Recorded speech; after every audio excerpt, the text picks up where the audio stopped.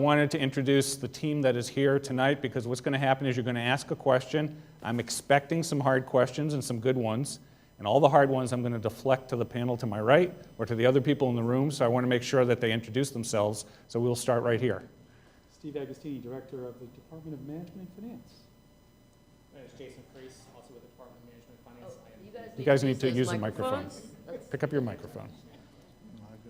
So I am Jason Priest. I am with the Department of Management and Finance as well. I am the debt manager. Also, I oversee the county's contributions to the metro system. I'm Dennis Leach, DES, and I oversee transportation and development. I'm George May from DES, and oversee facilities and engineering. And I'm Lisa Randall, I'm the Park Development Division Chief. Okay, so what we're going to do, and we have some other people over here on the side that as we need them, we'll introduce them. What I wanted to do real quick is go around, and I want to thank everybody. We send out an invitation to commission chairs. Some were able to make it, some sent people in their stead, but real quick, I guess, Roger, if you want to go around and have just people introduce themselves so people know who are here. I'm Rick Keller. I'm with the E2C2 Energy Committee. Hi, Tina Worden with the Arlington Arts Commission. Jane Siegel, Planning Commission. I'm chairing the commission this year. Bill Braswell, representing Complete Streets. Shirley Brothwell, Chair of the Arlington Sports Commission. Nancy Iacomini, Planning Commission. Dan Donahue, Military and Veterans Affairs Commission. Chris Hall, Crystal City Citizen Review Council. Barbara Selfridge, representing Judy Freshman, the Zoning Commission. Hi, Pam Van Hine, Pedestrian Advisory Committee. Mary Cornell, representing the Information Technology Advisory Commission. Duke Banks with the Civic Federation. Kirit Mukherjee, Tenant Landlord Commission. Suzanne Sundberg, Arlington County Civic Federation. Hi, I'm Bill Stadman. I'm Chair of the Disability Advisory Commission.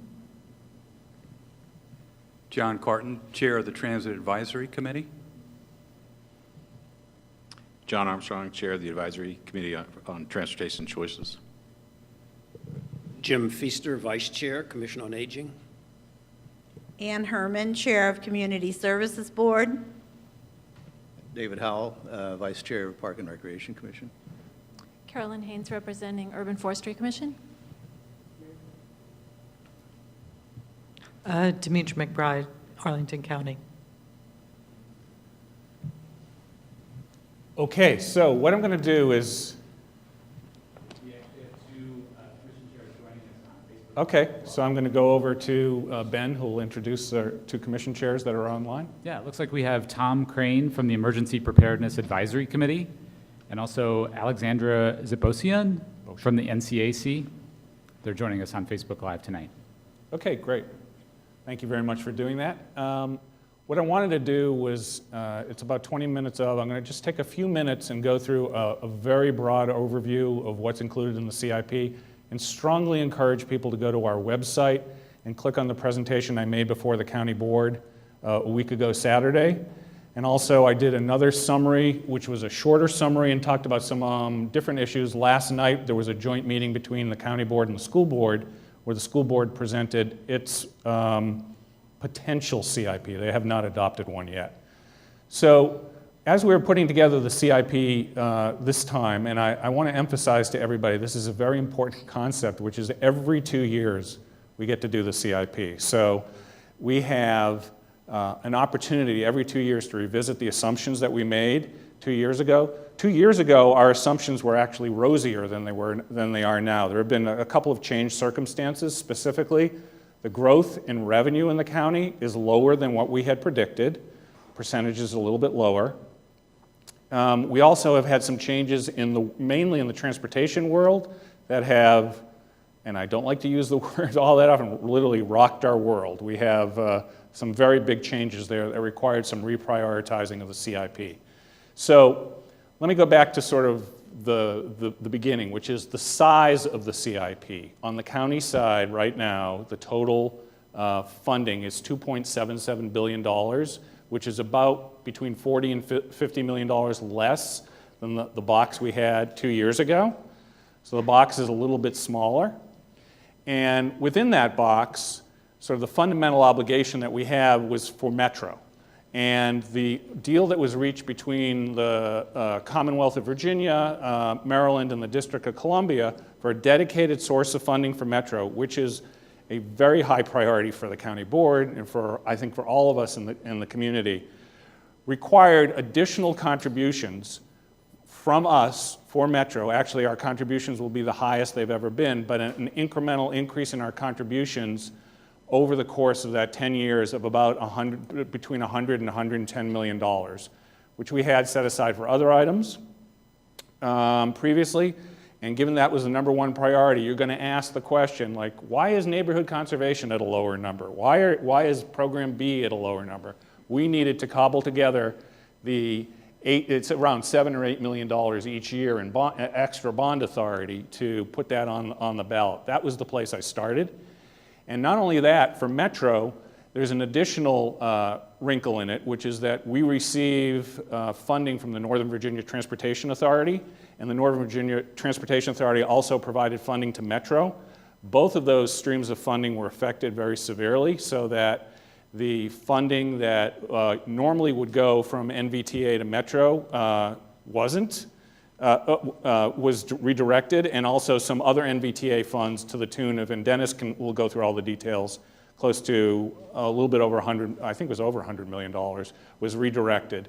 So we found ourselves in a situation where we needed to fill that hole if we chose to do it, and we weren't able to fill that hole for a lot of transportation, for a lot of new projects in transportation. Given that limitations, the next item we had was to try to maintain what we had. I borrowed a phrase from Paul Wiedefeld, which I think was appropriate, which is to maintain a state of good repair for all of our assets. We have an enormous number of assets. The number, I don't have to go through all the details with all of you, but streets and buildings and the amount of infrastructure we have is enormous. And so maintaining that state of good repair then became the next focus when we were putting together the CIP. The other foundational investment was with schools. And so with schools, what we did, given the burgeoning school population, we consider that a sort of a fundamental building block of the CIP. We kept the numbers that we had from 2 years ago in the CIP for schools. So since it's a 10-year exercise, what was years 3 through 10 in the last exercise became years 1 through 8. And then in years 9 and 10, we added about $50 million in each of those years to meet the school requests. And I'll tell you right now, the amount of money we have in there for schools does not match the amount of money that the schools was asking for last night. They're asking for more than that. So we can talk about that separately. Then, in addition to the Metro state of good repair and some of the conversations we had, transportation, a big conversation in the community forever about how to do transportation along Columbia Pike, and the county board made a decision 2 years ago to adopt a premium transit network, which is essentially enhanced bus service along Columbia Pike. And the costs associated with running that bus service, which come to, over the course of 10 years, somewhere between $90 and $100 million, those operating costs, are also, they were not in the CIP 2 years ago, they're in the CIP now. And you may be saying, Mark, why are you putting operating costs in the CIP? Well, there is a place in the CIP where we talk about operating costs. We use the revenue we get from our 12.5-cent tax on businesses for transportation, and that comes in on an annual basis, and we spend it out on an annual basis. But that money 2 years ago, rather than going for operating costs of a plan that hadn't been developed, was also going to other transportation projects. So you can see transportation was getting squeezed a lot of different ways. Then there were other projects where the board has either awarded a contract, for example, for the Lubber Run Community Center or for the Longbridge Park Aquatics Facility, awarded a contract, and we have obligations where we've started on those projects, and I'm committed to carrying through on them, as is the board. So those are included in there. And then there were additional projects, which I'll put into a category of existing commitments on the part of the board. One of them, and if any of you have the joy of being involved in the 4 Mile Run Valley process, Caroline, the Jenny Dean Park is an example there, which is that the board's committed to a plan and investments immediately starting in this fiscal year, and initial bonding authority for the park at Jenny Dean, then also Fire Station 8, which was something where we've gone so far through 2 task forces with the community about locating it, and we purchased some property to expand Fire Station 8.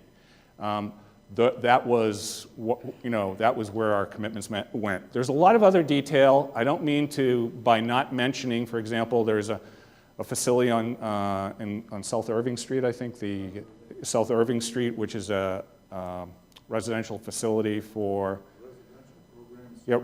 residential program center for people who need assistance with disabilities, which is literally, we're closing off rooms in that building because they're not habitable.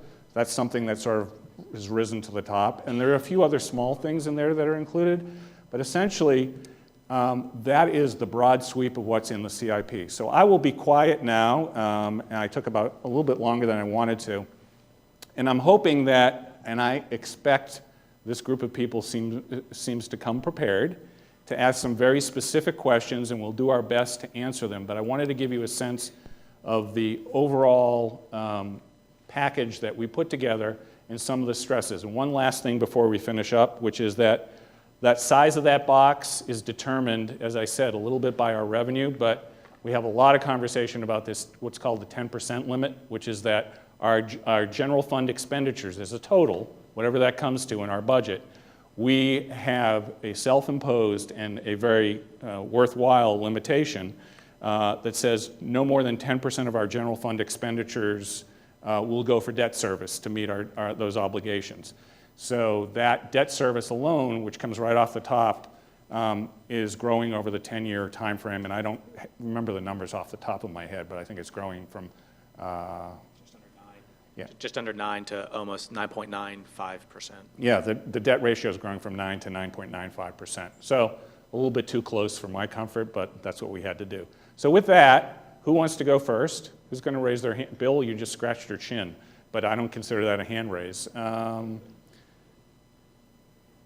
Anybody in the audience have a question for me? Bill, you're going to get the microphone. No, this bill over here, and then we can go to that bill. I'll go to that. Oh, we'll do Bill Statement first, yes. I'm wondering, you are thinking about closing down the facility on Irving Street. What are you going to offer to balance that? Or the need of rooms for that? Okay, I think did you want to follow the question, George, and I'll give you a chance to. Yes. It's on. It's on. Okay. The intent is to take down that structure because we can't house as many people as the program might require. Currently can hold 6 because we lost 2 bedrooms. It should have been made the whole 8. So as we go forward, we're going to plan a new structure that will hold at least 8 people. So you're saying that it's going to involve a new plan for a new structure? It will be a brand new building. It will be a brand new building. The vision we're working with Department of Human Services of more of a garden apartment concept than a single house. In the same location. It will be in the same location. I think maybe that one's not working, so I'm going to switch it up. It'll be in the same location. We will have an interim period where we have to relocate the residents to some temporary housing while we take down the old one and build a new one. Okay. Mr. Braswell. Mark, you talked about Metro, which is obviously very important. You also talked about the Columbia Pike efforts, which again is very important. The other thought, though, is how do we get to those major pieces of transportation, essentially the last mile through the neighborhoods? And how do we enhance transportation demand management if we have difficulty getting from our homes to those major pieces of transportation. Right. So I'll give you the first part of the answer, and then Dennis can add on or subtract, which is to get to the major corridors, what you need is you need neighborhood streets that work well and provide access. And I know Pam's over here, you need sidewalks that are walkable, and you need streets that are safe. I will say that when I say we're not doing anything new that we had thought we were doing 2 years ago, there is a definite switch between this CIP and the one 2 years ago. We had a lot of proposals for doing things in the neighborhoods along arterials. That was a choice that you had to make, and I'm going to let Dennis elaborate on that. Sure. So with the box being smaller for transportation, and I can't emphasize enough how much smaller, the legislation alone probably cost us about $120 million directly at NVTA regional and NVTA local. NVTA local is particularly important because that was the source that we were paying for a lot of neighborhood infrastructure. So a lot less revenue coming in, and we had to prioritize. So the priorities were, if we had existing federal and state or regional grants for projects that were already progressing, let's complete them. We have long-standing commitments by the county board on the Columbia Pike Corridor, Pentagon City, Crystal City, Potomac Yard, places like Roslyn, which produce a lot of our commercial real estate tax revenue. Those investments are there in the CIP. Sometimes a little bit smaller, but those investments remain. Programs like Neighborhood Complete Streets, Walk Arlington, Bike Arlington did not get eliminated, but they were trimmed. Do you have a follow-up on that, Bill? We're going to allow Bill one follow-up. Obviously, an integral part of that last mile of transportation is the Neighborhood Conservation Fund. And I think they play an integral part in getting one from your house to where you work, play, or. And the money, I don't believe, is there this year. Well, so for the neighborhood conservation, we had, last time we went through in the CIP, we had, I think it was $6 million each 2 years. So we had a $12 million bond. And this year, that's cut back to $2 million each year, so it's a $4 million bond. And then there's a small amount of $1.4 million for complete streets. That is not an adequate amount of money to keep pace with the program. And I'll tell you, we do have balances available, and we need to work through those balances. But I know there's several people in this room who signed a letter to me saying the money should actually be increased. I wished I could have done that, but this is a matter of making choices, and that's one of the choices I made, and I'm sure that will be a vigorous part of the conversation in front of the board. But I would let people know that if we want to add money back to that program, it needs to come from one of the other priorities that we've identified. There isn't extra money that's laying around.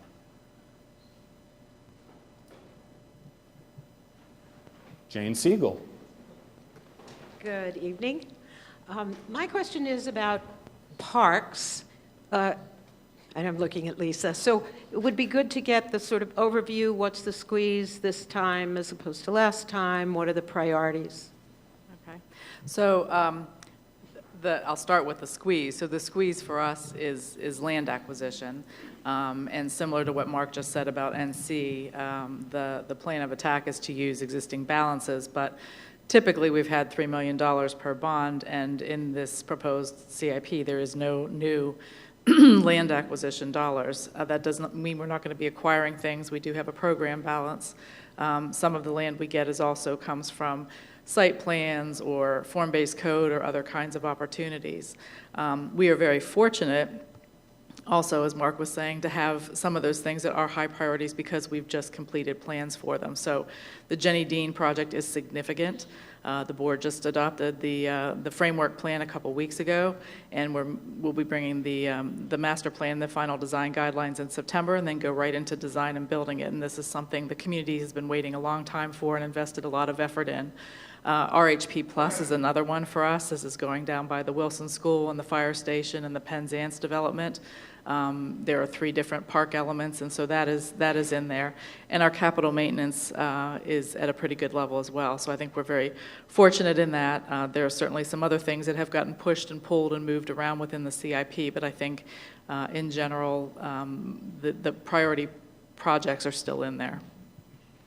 One thing I would add about on land acquisition, there is no money for acquiring new properties, but we do have $8 million we've added to the CIP this time through for the potential acquisition of the WETA parcel down in 4 Mile Run, which would be used for open space. Suzanne. Oh, you came late. Okay, we're spending $30 million on AstroTurf. We're spending $70 million on a swimming palace.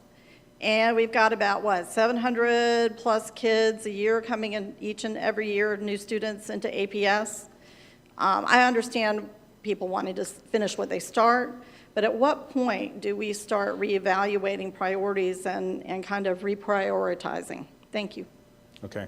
So I don't think I need to restate your question, but one of the things that the board is going to have to grapple with, which is to try to balance against previous commitments, because I've come out pretty strongly and said that those situations, let's talk about Longbridge specifically, because I talked to this last night at length, which is that a process that the community's been involved in for 20 years, where we've had a very vigorous process with the community, and we've made use of something which I'm really proud of, a design-build contract, which we've awarded to a company, and we've had work going on for 5 months, and we've had a lot of work that's already been done on that project. To pull back from that project, I think would be a breach of faith with the vast majority of the community that support it. Putting that to one side, which is no small issue, because I think if we do that, then why would anybody believe any of our processes? I think that we have a fundamental problem of, if we back out on that, I'm telling you, nobody in the contracting community is going to bid, especially on a design-build contract with us for the next 5 to 10 years. And you mentioned the challenges we have with schools. I mean, the contracting community doesn't see Arlington Public Schools in Arlington County as any different. If you have a contract you've awarded and you're following through, and Coakley is the company, they've foregone business for 6 months, multi-million-dollar opportunities, and they've invested a lot of money. We would not only be involved in protracted litigation with them, we probably wouldn't be able to do a lot of the business we want to do, and our future projects would go up in price because people would build that in as a risk premium, and they're doing the bids. So I'm very uncomfortable with that. I think there are some things that are settled, we have to move on, and I would say this, that if we did that there, then who's to have any faith that any decision we made about a school or any other kind of facility, once there's a contract award, would stay? Now, you do point out something which I absolutely, completely understand. Given our previous commitments, there are obligations on the books that crowd out our ability to do new things, and that is the situation we face. And so with that, those are some of the choices that I made in my proposal. So you can disagree with the choices, and I think that's perfectly reasonable, but people should understand the consequences if we go back on some of the previous commitments. Mr. Feast. Mark, I believe we have a question coming in from the internet. Sorry, Jim. Hi, so we have a question from Tara about... You have to put the microphone. We have a question from Tara about how, sort of a follow-on to what you were just asking, but how we plan to address that gap between the stated school's needs and the funding allocated in the proposed CIP. Okay. So how do we plan to address the gap between, the question was, how do we plan to address the gap between the school's stated needs and the amount of funding we have? So I would encourage you all to go back and listen to the joint work session we had last night with the county board and school board. It's going to require choices, and I'm not downplaying the significance of this, but each year in the proposed CIP from schools, there's a seat deficit either at the elementary level, middle school level, and for most of the years at the high school level. And relocatables are part of the strategy. I think that the aspirations, and I don't mean that in a poor way, the aspirations for the schools to be able to meet the seating capacity is built on a presumption that there would be no relocatables. I think that relocatables are a part of our landscape for at least the next 10 years. And I would say this, because the schools have an obligation, everyone will get an education. I'm really proud of the education they get in the county. And I think the county board has done an enormous amount to provide assistance, financial assistance to the schools to make sure that the education that's going on with the teachers and the principals and the students, it may not be in a new brick and mortar structure. Sometimes it's going to be in some of these relocatables. It's going to happen, and those kids that are coming in, the 700-800 kids each year, will get an education. And I'm proud to say that it's going to be a great education, kind of education I think that's really been attractive to a lot of businesses who are thinking about relocating to the county. So now I'm going to let Jim Feaster go right ahead.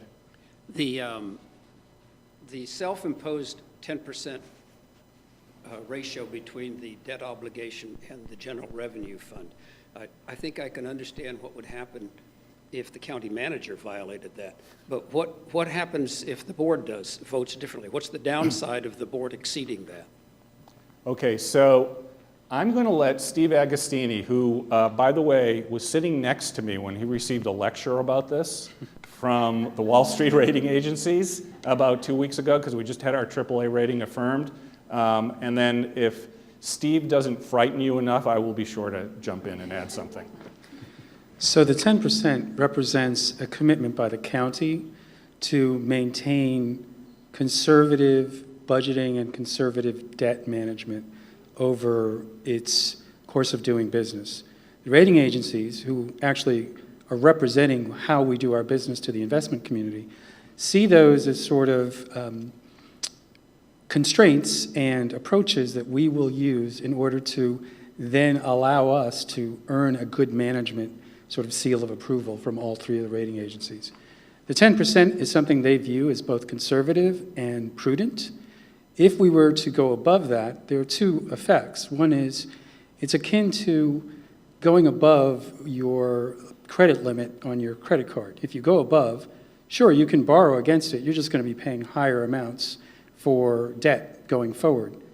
The other impact is if you did that on your credit card, your FICO score is likely to go down, which means your borrowing costs are going to go up if you can get the ability to borrow.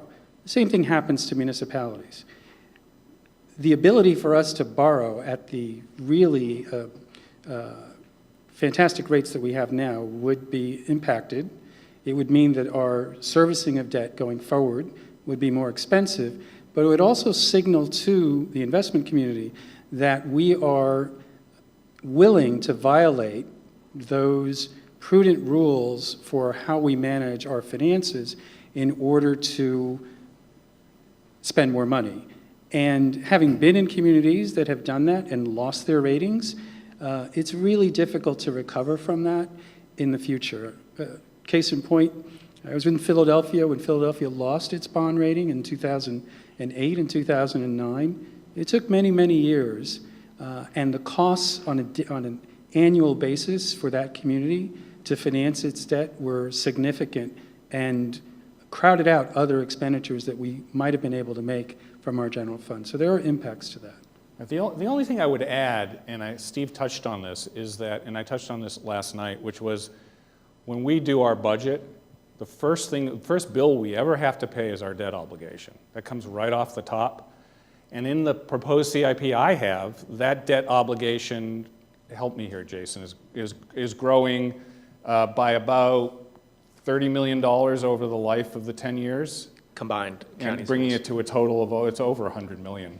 It's right now it's about 70 million on the county side and I believe about 60 million on the school side. So 130. Right. So that alone, I'm telling you right now, and I mentioned this to the county board last night, with the 10% limit over those 10 years with a growth of $30 million, that's a 4 to 5 cent increase on the tax rate right there. That's already built into what we're doing, and that's going to crowd out. That's built in.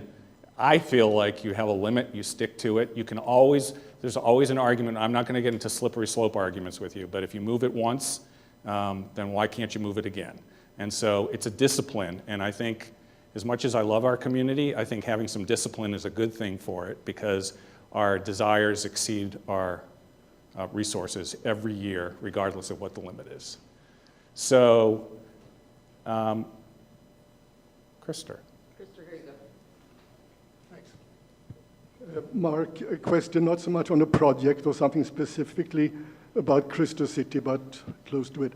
A big picture issue. When you now find yourself in having to take the right measures in the tough budget situation, a budget crunch, which you furthermore have indicated to us that this is going to be a situation we have to expect to continue for a number of years.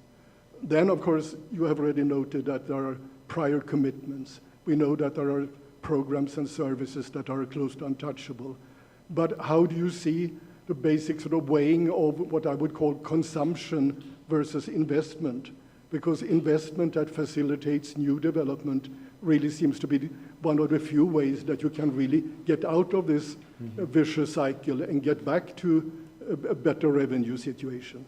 All right, so that's, I think, a very thoughtful point, and let me see if I can offer some thoughts about that. I might ask Dennis to weigh in a little bit about, we still have, we've reduced the percentage a little bit for our tax increment financing in Crystal City, but we still have hundreds of millions of dollars of investment going into there and other places in the community. Remember what I said, it's a $2.8 billion CIP, and a lot of that's going to maintain what we have, but we also have these commitments to previous investments. I think that we are, as you mentioned, or I mentioned at the beginning, I'm hoping that 2 years from now, at least on the capital side, the conversation will be different. Let me tell you why I hope it will be different. What really knocked us off our feet this time is what happened at the General Assembly. The General Assembly, as you know, anybody here follow politics? General Assembly, as you know, is in a state of flux as to what their approach is to taxation. And I think 2 years from now, we could be in a very different situation. So I am not optimistic. I'm just telling you that there could be those changes. There's also, the state is going to have to address what's called the fiscal cliff, and Dennis can speak to that briefly. But I actually am a little bit more optimistic on the capital side than I am on the operating side, where we might be 2 years from now. But I'll just say, when we were looking at all of the constraints that we were faced in this CIP cycle, the number one remaining source of local revenue in the transportation program is the commercial real estate tax, which is for basically new facilities and new services. And we take that very seriously. Arlington prospers when its commercial mixed-use districts prosper. So one of the ground rules that we follow, that we recommend to the manager and is reflected in the draft CIP, is the investment really is more focused this time in the Crystal City, Pentagon City, Potomac Yard corridor, in the Columbia Pike corridor, as well as the Roslyn-Ballston corridor. You may not know this, but over 58% of all households live in those three corridors, and about 95% of all jobs. And almost all of our retail services are in those locations. And so we are trying to use our commercial real estate tax, leveraging outside sources where we can, to make those investments in the long term. okay, so Ben or Jenny, do we have any questions online? Because George May is dying to answer some additional questions. Well, changing gears a little bit, this is a question about stormwater. With the recent flooding in Arlington, what is the status of the many stormwater projects that were in previous CIP plans? You want to pass that on to me, George? No, I have a microphone. Duke, where's Duke? Duke and I had a conversation about this. He said, you might get a call from, I forget, what was the neighborhood? Waverly Hills, because of what happened on May 22nd. Not only Waverly Hills, but there were a number of places in the county. We had a lot of rain on the 22nd. We had that whole week was a lot of rain. It was a pale imitation of what happened in 2006. But when we do our stormwater presentation with the board next week, there's a map that has all these hot zones on it, places where there's remediation and investment needed in order to deal with the stormwater, I'll call it the stormwater impacts of a lot of post-World War II construction, where we came in and paved over a lot of streams, a lot of runs, a lot of inlets, and we have a lot of places in the county, and I will state right now, and I know I can't be contradicted on this, that we do not have enough money in our CIP to address all of those, and we also actually have less money this time through than we did 2 years ago. And so I'll talk a little bit about it when we have the conversation with the board about some strategies, and we're going to have a longer conversation later this year about how we can get more funding for that, whether it's through using bonds in the future, which right now we're not ready to do, whether it means increasing the stormwater tax, which is at 1.3 cents. There's literally 70 years of built-up demand of work that we have just started over the last 5 to 10 years to do. And it's not very comforting to my neighbors and to me when you have water flooding your basement to say, this is a long-term problem that you need to focus on, and we don't have a solution 6 months or a year from now. And especially with what's happening with the environment, it's a very difficult message for me to deliver to people, which is that these storms are occurring with more frequency, and it's a real question of resiliency for the community. And I don't think that we've actually done a very good job of addressing it. The real problem is that we have 70 years worth of work to catch up on. So a good question, and I think we should have a lot more conversation about that. Alexandra, hi, how are you? Nice of you to visit. Hi, my name's Alexandra Boshin. I'm the Neighborhood Conservation Advisory Commission Chair. And my question, obviously, is about the change in our allocation this year and how that is going to affect projects moving forward. And the fear is that I understand all the reasons behind the budget cuts, but at the same time, obviously, when you make changes, the fear is that once you've made changes and this hope that the changes will increase or whatever the case may be, it maintains. And, you know, obviously as chair, I say obviously a lot. Anyways, as chair, I don't want NCAC to be poorly affected by this. You wouldn't like the story to be that while you were chair, the NCAC program withered. Absolutely. Yeah, okay. Good job. You got it. I think that's a reasonable aspiration for any chair to have. So we have in the CIP, and I know we've talked about this before, you and I, but I sort of have this, I need to go back to, and it's a refuge I'm taking, which is that 2 years from now, I'm hoping I can come back with some of these pressures relieved and get the funding levels for these programs up higher. We have for NC, and I think, Steve, do you have the numbers over the 10-year period? 4, 8, 12. Yeah, so we'll find those numbers. The numbers are, by the time we get to years 9 and 10, we're back to where we are. And the question is, will we actually get there? We can afford to get there by years 9 and 10. I'm hoping we get there a lot more quickly. As far as what's going to happen to the program right now, there are balances. There are projects that are still in the queue that haven't been executed. The citizen volunteers that work on NCAC for the commission you chair will have a lot of things to keep them busy over the next year to year and a half. But we will reach a point, at some point, if we have improved our project execution a year and a half or 2 years from now, where the well will run dry or relatively dry. There'll only be $2 million to $4 million, which means rather than doing, and the projects are coming in now at least $500,000 or $1 million, rather than doing 6 projects, we'll be down to doing 2 projects. And you'll have all this energy that's built up in the neighborhoods invested in coming up with those choices. It's not that we won't be doing it, it's just that you'll wait longer on the list. And so that is just an unfortunate circumstance. And so I'm going to go in order here because Nancy raised her hand, and then we'll take one from online. Thanks, Brenna. Mark, over the years, I've been involved with some of the projects that come forward from APS for schools, either new building or additions to buildings. And every time we go through that, there's usually needs expressed by the neighborhoods in which these changes by APS are located. And a lot of times they have to do with DES changes, whether it's improved sidewalks, more signage, different things like that that seem to be consequences of what APS is doing. So, and we don't need to answer this tonight, but I've been thinking, how is it that our 2 CIPs can cooperate with each other so that if APS does have additions or even a new school or different facility changes, that we can respond for our neighborhoods with helping them with infrastructure changes that make the schools safer, that make the neighborhood safer. Now, I do understand that sometimes there's a difference of perception of what is needed and what can actually meet warrants that we have in the county. But even things that meet warrants we haven't anticipated or funded. And I really think those two things need to go together.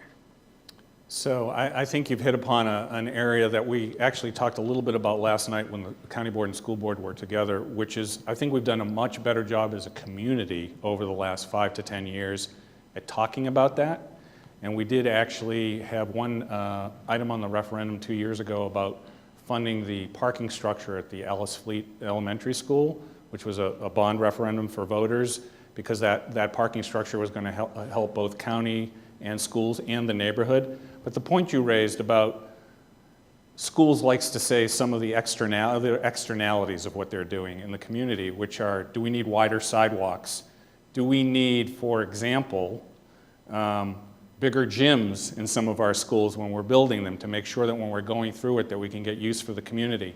That is, I think, a fair ask of the county to put some funds in there. I will tell you right now that in my CIP, there is $0 for the joint fund to add to it. There's money in there right now. It will require some choices. I think maybe it will require on some of these projects that we won't be able to partner with schools as we have in the past. We'll have to see. That is a real challenge, and I think you're seeing that in the Career Center conversation. A lot of people want the Career Center as a fourth comprehensive high school, and they want some people refer to as amenities. We haven't even gotten to the point, if that is a school that's chosen, what's going to happen with the sidewalks on Walter Reed, what's going to happen on Columbia Pike. There'll be a big expense there, and that hasn't been calculated into the project. So it's a real challenge. I don't have the answer for it, but thank you for raising my anxiety level. I thank you very much, Nancy. You get to choose. Oh, well, I'm right here, so why not? Hi, my name is Elizabeth Kiker. I'm a new appointee to the Bicycle Advisory Committee. And welcome. Thank you. Yes, it's exciting to be here.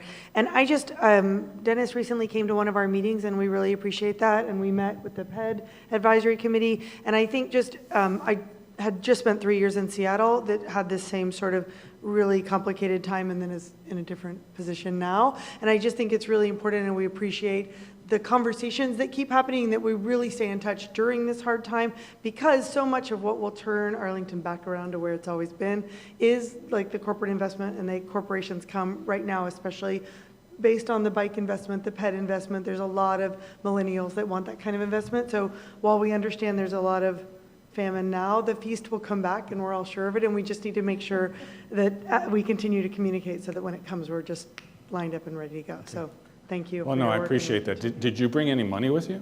I did. I have $10 right okay. here. I'll give it all to you. Thank you.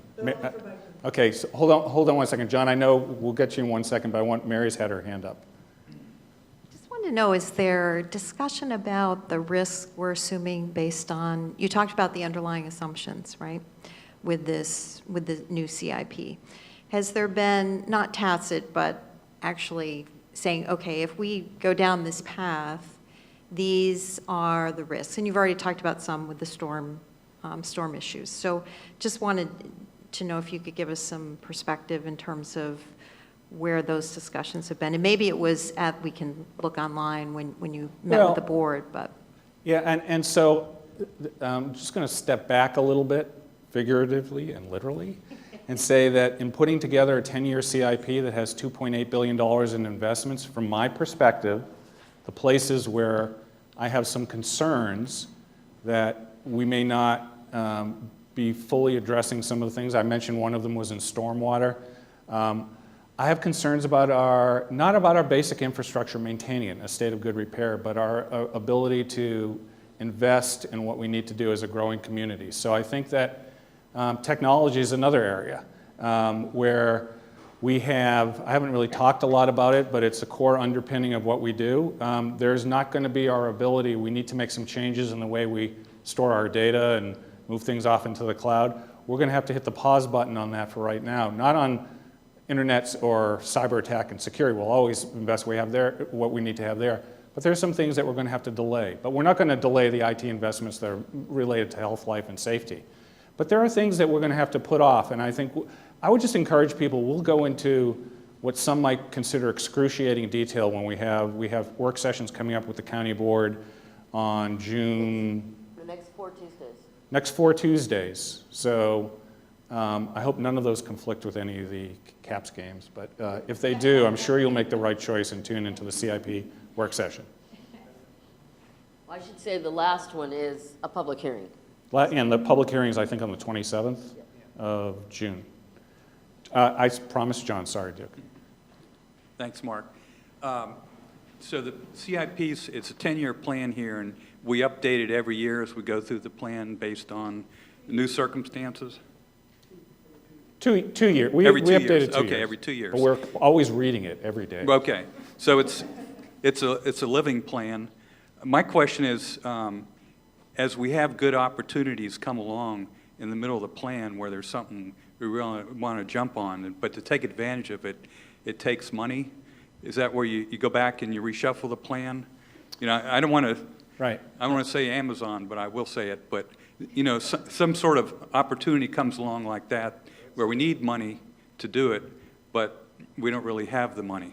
Right. So I'll address your question in the following way, which is that 2 years ago, when we proposed the CIP, we had no money set aside for the potential acquisition of the WETA parcel. Though I've included it in the CIP this time, we actually entered into a letter of intent with WETA where we might have, they haven't figured out what they want to do yet, where we might have had to literally deliver to them $8 million in cash as early as 6 months ago or a year ago. The way we were able to afford that is that we had some wiggle room in our debt ratios where we weren't quite up to the 10%. We were at 9.3, 9.4. Some of that flexibility, to be honest with you, is gone. And if we have major infrastructure investments that we need to do beyond what we're doing right now, that money is going to have to come from another source in order to enable us to do the investments that might be required for additional construction or transportation improvements or schools or anything that might come with, I'm not even talking about Amazon, that comes with additional businesses that come into the county. We have an online question over there. Yeah, the question is from Ben, and it's, are there any efforts to increase density near public transportation to ensure that additional population growth is well served by Metro and easing any additional traffic crunch? Okay, so apparently Dennis Leach's friend Ben wrote in with a question. So the county's longstanding general land use plan is based on our transportation strategy, which is to build on top of our transit corridors. So if you look at housing units being developed, almost all the net new housing units in the county are in the 3 corridors: Columbia Pike, Roslyn-Ballston corridor, and the JD corridor. There is very small incremental growth in the residential neighborhoods. Housing sizes are getting bigger, but that doesn't mean more households. Okay, I'm going to take a pause for 1 second because I know we may end up going past 7:30, which is fine, but I just wanted to make sure that if people are listening, to the thousands of people out there, that we currently up online, we have a feedback form on the CIP budget webpage, and you can go into the county's webpage, arlingtonva.us, and type in CIP, and it will take you there, and you can offer your opinions about the proposed CIP, and that resides next to, I think, a pretty healthy compilation of the 4,000 comments we received. I think it was during March. It was mostly the period of time, February and March, about priorities that they felt were important in the community. So additional questions? Duke. Kurt, I'll get to you, and then I'll come back over here, okay, and then we'll go. Mark, taking off a bit from when we had our Civic Federation banquet, where we talked about growth, I realize the issue of the box and the 10%, you've got your hands tied.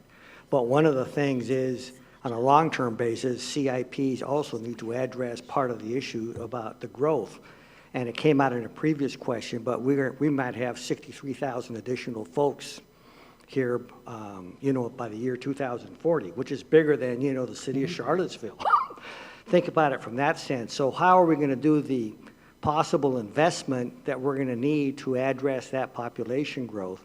And I realize a lot of it has to do with schools and whatnot, but the side thing on that came out in the conversation at the banquet is proffers or no proffers, because there's, development fees as a way to bring in the monies, especially for schools, parks, public safety, and other areas, that may take some of the pressure off the CIP.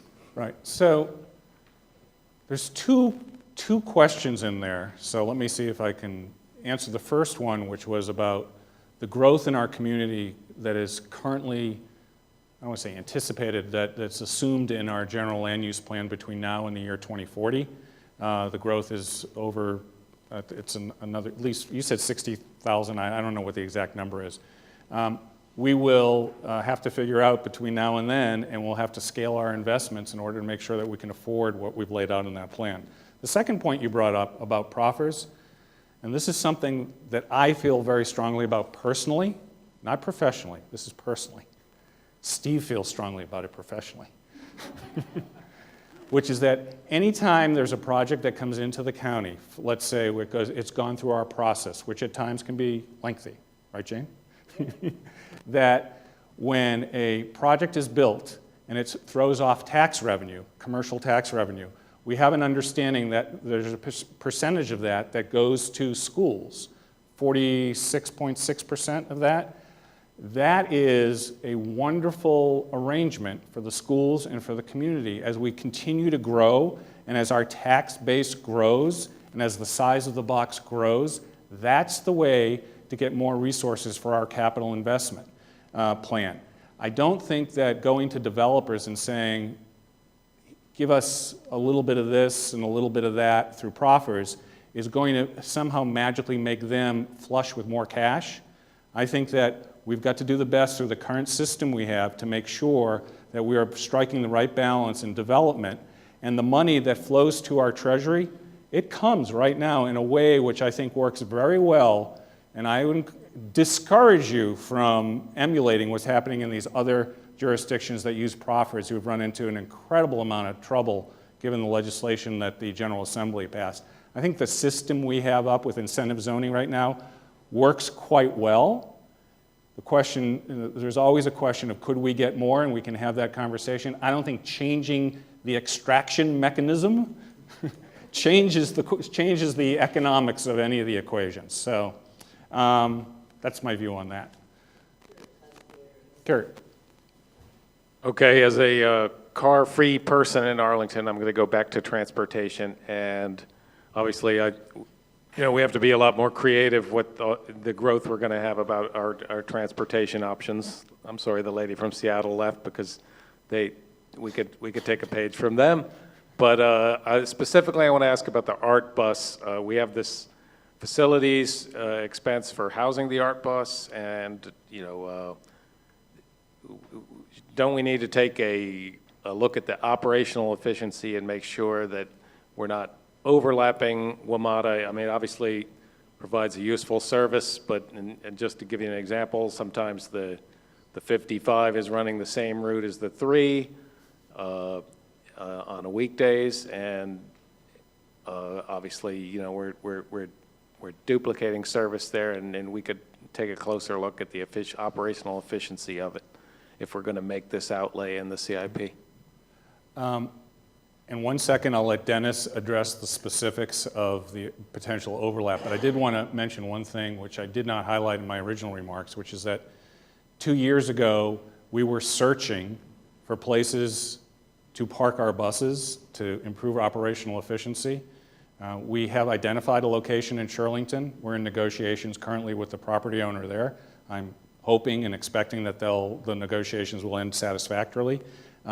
We have solved a big problem with that and the potential acquisition in Fairfax County of property for one of the really big problems that we had for maintaining our bus fleet and making it so that it was cost efficient. But with that, I'm going to turn it over to Dennis. So a couple things on transit. We are required to do a transit development plan. Arlington developed a 10-year plan. We are required by the state to update it every year and to look at efficiencies. ART was created because Metro Bus did not actually cover all parts of the county.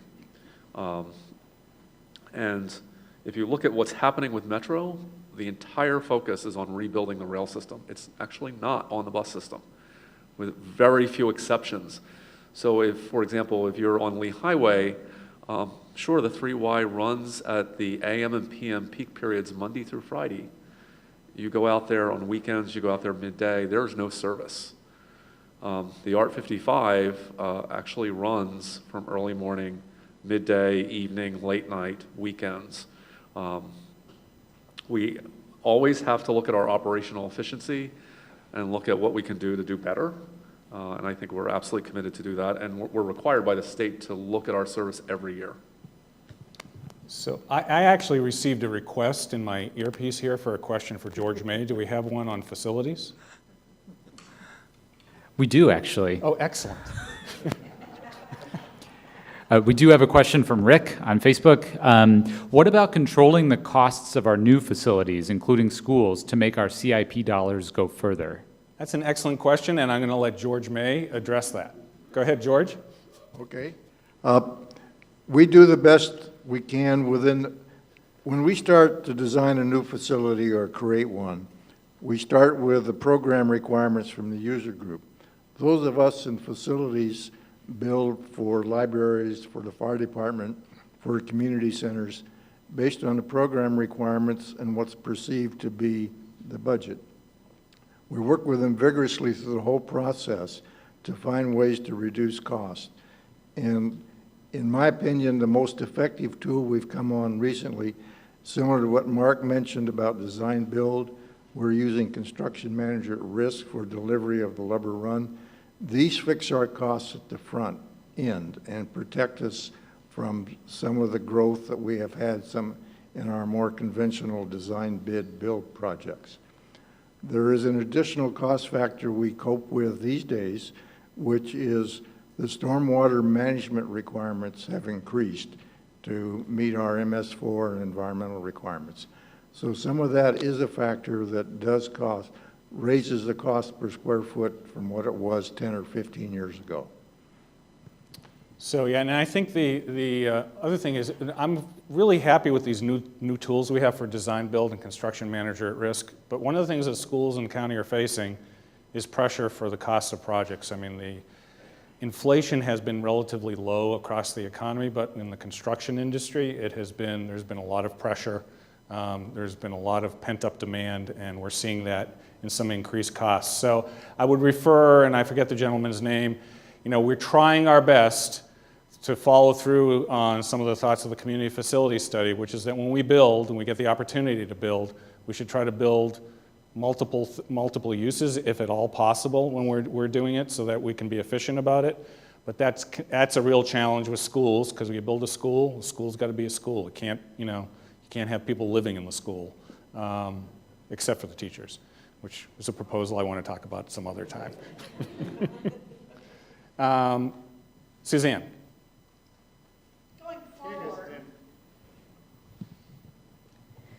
Going forward, how will the county ensure that CIP projects last at least as long as their bond repayment period? Using Powhatan Skate Park as an example, it was completed in 2004, and yet by October 2015, the Sports Commission noted that the park is 10 years old and falling apart. Now that the county is set to spend another $2.2 million, of which $1.9 million is CIP funds to rehab the park, how much per user are we spending to rehab? Okay, so I'm not going to have the specific question about the amount per user, but I'm going to let Lisa take a shot at answering your question. I don't have a specific answer per user. I will say that because of the heavy use and abuse that the skate park takes, because of the kind of activities, the grinding and the jumping and those kinds of things, it's actually being replaced on schedule for when it should have been replaced for the concrete. So we assume, we have done, as has facilities, a capital asset management program. We look at how long facilities should last. And so again, this replacement is about on track for when you would have had to replace that facility. It is the county's only skate park, and it gets a phenomenal amount of use. So one other thing, which is that, and I would tell you that we never can do a perfect job of matching up the maturities on bonds with the actual lifespan of the projects, but most of our facilities in the county, and I'm thinking back to Fire Station 8, which is vintage 1963, I believe. Many of our facilities have gone way past the maturities we have ever had on the bonds, and we find ourselves in many conversations about, well, we purchased a piece of property. For example, it came up during Thomas Jefferson Middle School. We purchased a property with park bond 50 years ago, and we're still using it for this. And I think we do a pretty good job at trying to match up the projects with the financing that we do. We can always probably do a little bit better, but we work on that pretty hard. Bryna is pointing to her wrist, which means that she has a watch on. I'm willing to go like another 10 minutes. Sure. Okay, I'm going to try to handle all the questions, at least in the room. So Tina, you did not have a chance to ask yet, so why don't you go ahead? Hey there. So I'm with the Arts Commission, and I was an alternate on the 4 Mile Run working group. And so I was very new to the engagement process, the community engagement process. Did you go to all 63 meetings? I did, and I became the alternate for the Arts Commission, for Douglas Park, and for Shirlington Dogs. And I've lived and I grew up in Douglas Park, so pretty committed to Arlington. But while I was trying to figure out everything for the 4 Mile Run working group, I was trying to do a lot of online research because I just didn't know a lot. And one of the things I came upon was when you first came on, you talked about a long-range strategic plan. And you had some work sessions, and I just wondered if anything came out of that, because it would be so great if all of these plans and projects and things that you have to update every 2 years, every 10 years, would be in one place with like a little, like, this is how we're getting there. And so that when we're looking at this CIP, are we on track with the long-term vision? And then there's a lot of problem solvers in Arlington that would be willing to look at this and be like, hey, have you thought about this? So I just wonder if anything more was going to come from your long range. So there's a lot that you packed into that question. So I'll try to pick a few pieces.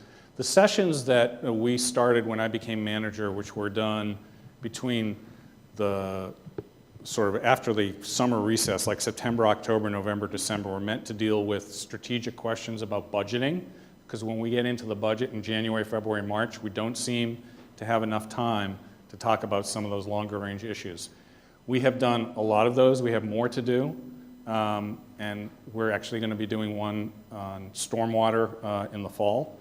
But your question about a strategic plan is, I think, hit upon something that's been a conversation point. How many times, Nancy? 1,000 times. And that's not to diminish it, but there was a proposal for a blue ribbon panel recently. There was a proposal for the Joint Facilities Advisory Commission to look at it. There have been proposals to add elements to our comprehensive plan. There's a lot of conversation about that. And I will say right now, when I became manager, I was not intending to address the question of an overall strategic plan for the county. I was talking about strategic budgeting in the departments.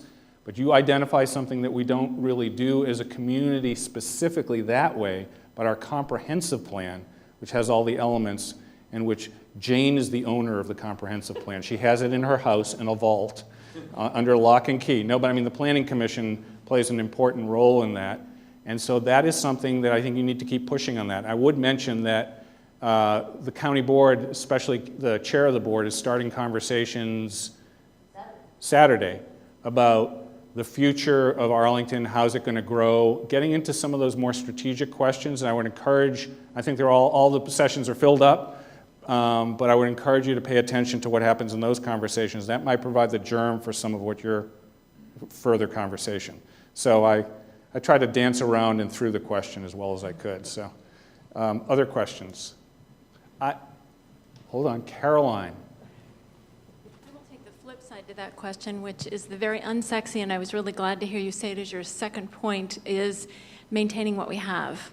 And I know last time around when we had the downturn in 2009, 2010, I know especially I was paying closest attention to parks, and that park maintenance took a huge hit. So I would just highlight that. It's very unsexy, but appreciate the fact that that continues to be a focus, and I think we have to keep that front and center because we got so far behind, and it's taken us a long time to catch up, and now when we're just starting to catch up, we don't want to have to go through all that again. All right, so I'm going to thank you very much for making that point. I wanted to have Lisa and George and Dennis each take about just a short bit of time and talk about sort of the maintenance capital we have, which is considerable. It's in the tens of millions of dollars for parks and for facilities and transportation. Focusing on those things that we have. There's a lot of things that we have. I want people to understand by example the kinds of things that we have to maintain. Sure. On the park side, the capital maintenance, I think throughout the CIP is $5 to $7 million annually. If you think about all the infrastructure we have, this is your athletic fields, it's your lights, it's your courts, it's your playgrounds, your restrooms, your picnic shelters, all the fencing and the trails and all of those things that go into that. It's extensive. And so one of the things that we've been focusing on since that deficit in the 2009-2010 has been some bundling of projects so that we aren't coming in every year and re-tearing up the park to do the next little thing, but trying to group some things in the park that all need replaced at the same time. Along with that, we're dealing with what you keep hearing, which is this stormwater, and I think it helps us overall with the stormwater. Many of our facilities were put in the 1960s and 70s. They don't have the right stormwater controls, they don't have ADA, and so all those things as well go in and complement the projects. They do increase the cost of the project, but they're the right thing to do, or they're the required things to do along with the projects that we're doing. And so all of these things have public engagement along with them so that the community has a chance to get involved in the design. But it has been a slow and steady process, and we need to continue that moving forward to catch up on this deficit. The one program that we do have that has been operating at a sustainable level on time is our synthetic turf fields, but that has a safety impact if we don't replace them on time. From the facilities side, we have roughly 54 different facilities or buildings in service across the county. Over half of them are more than 40 years old. And the capital maintenance program that we oversee for these facilities does consume, depending on how you read the CIP, $4 million in bond every year and $4 to $5 to $6 million of the PAYGO operating budget. That money goes primarily for the basic building repair and replacement. New roofs, new air handlers, new chillers, new window treatments because the windows get old. Some of our buildings still have single pane windows. So we have a program that prioritizes based on the facility condition assessment, an index that tells us which building needs the attention the soonest. And we structure that so that we address them all. In addition, we have a regular program. We go to our 10 fire stations once each year to determine what that station needs in terms of its refreshment and refurbishment. So we have a very active program, and we really focus on keeping our buildings in a good state of repair. I'll just cover the transportation program. Right now, in the manager's proposed CIP, there's over $150 million set aside for capital maintenance. We have over 1,000 lane miles of streets to pave and mark, many miles of curb and gutter and ramps. We maintain over 7,400 streetlights. They're Arlington owned. We have close to 300 traffic signals, 200 cameras, and the list goes on, and it's all aging. So one of the directions that this CIP follows is hold the line in terms of the maintenance level. And so the CIP does it. It does it with some pain. For the transit side of the maintenance program, it's coming from dedicated sources, which means those sources are not available for new projects. It's actually being rolled into things, unsexy things like maintaining buses, maintaining fare boxes, maintaining facilities. But there is a major commitment to maintaining what we have in the CIP. So thank you all for that summary. I want to see if we'll take one more question from online and one more in the room. Pam, you got your hand up, but do we have a question from online? No? Pam, it's all yours. Hi. Oh. Hi. Thank you first for inviting your committees, and we were all represented here, so that's great. I have two concerns about two of the bike ped projects in the budget. The first is the Shirlington Bridge, and I'm happy to see that it's in there. I have two requests with that. The first is that I want to make sure that the county coordinates the development of that with the VDOT project for the Shirlington interchange. I might also require work with Alexandria. I understand some of the land is actually part of Alexandria.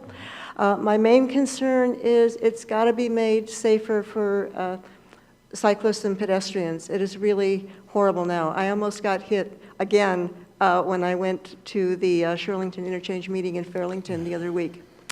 My other concern is the delay for more than 10 years of the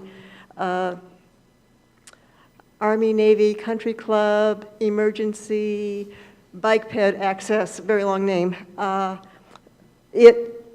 There's a time limit on the public access. 2030. 2030, yeah. And given how projects get delayed, I want to make sure that as soon as you can possibly put some money in there that you do. It's a really important link in our network. And the pedestrian was killed a few weeks ago, could have used that to safely get to our neighborhood and get over to wherever he wanted to go. So, thank you. Okay. Do you want to? Sure. So the top priority for the bridge program is the Shirlington Road Bridge. Money is not unlimited, so it is a bridge renovation. It's not a completely new structure. And we're going to have to balance. The idea is to improve the pedestrian and cyclist safety at that location. We're in the scoping process now, and then that'll be followed by design. And yes, we will be coordinating closely with VDOT because they control the ramps that feed into that. On the Army-Navy Drive emergency access, we actually listed the dates of that access easement in the draft CIP for the reason you mentioned, so it's not forgotten. We had really hard choices to make in the early years of the CIP. We can't really use commercial real estate tax. It's really not eligible for MBTA regional. The sources that we typically go to for our metro corridors in Columbia Pike really are not available to us for that. So we were looking at things like GeoBond. And so we had to actually move some projects out where there was capacity. And that means in the outer years of the CIP. As the manager mentioned, we update the CIP every 2 years. If the financial situation, if somehow magically bond capacity improves, it grows a bit, it's possible that that could move up. But we did intentionally put the design funds in the CIP so it wasn't forgotten. Okay, so we're going to wrap up. We're going to wrap up right now. We have one more question. I said I would take a question from online. Do we have one? Yes, we have one more question. Better be a good one. From Tara. So I'm just going to read this one directly. If revenue is decreasing or stagnant, why continue to approve development that grows the population without commensurate services funding? As the bike representative mentioned, we are likely to experience growth from major corporations moving into or near Arlington. Population growth without planning for commensurate services growth, schools, transportation, utilities, et cetera, makes living, working, and playing here harder and reverses that growth. Okay, so the fundamental point of that question, which I think is a very fair observation, which is that as we grow, and we're continuing to grow, we need to make sure that our growth, we have the facilities to support that growth. I think that's the fundamental underpinning of that question. And I can assure the community right now we have the facilities that we need for the growth we have. Some challenges on our parks and schools. It's not like we're without.